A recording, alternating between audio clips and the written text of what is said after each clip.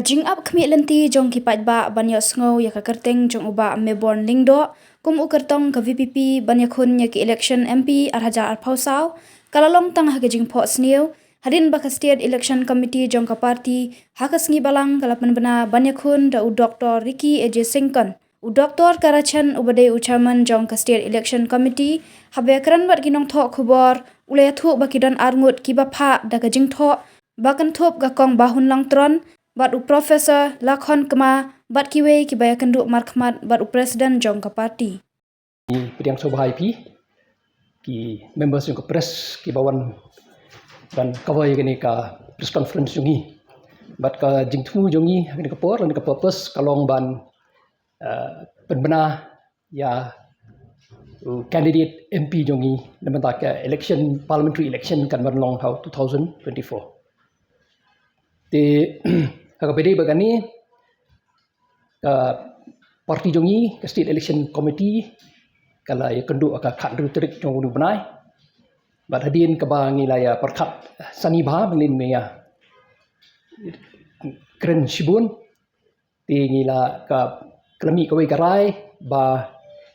ngin nominate ya i Dr. Ricky RJ Singkon Ricky AJ Singkon banlong u candidate jong ka Voice of the People Party namenta ka parliamentary election ka banlong 2024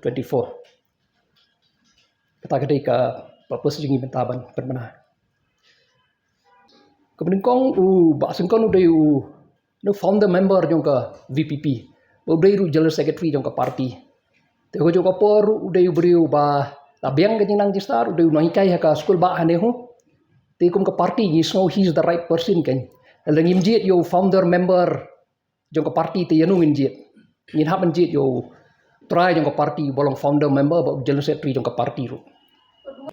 em kila don ki application mentan just now I told you bangkai don ki application ki don ki bala ki ba ya kendu ya president ru individually kum tu personally. You see, winnability factor is a very difficult, to say whether, a particular candidate will win. Okay, what we feel is that once he contests from the party, okay, then he will win. That is what we feel. If he contests from the party, then there's every chance, that he will win the election. That is what we feel. It does not depend because it's not only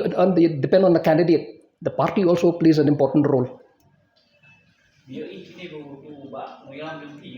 Bah Mayborn untuk pan tiket kedai itu lebih ke parti ke tiket.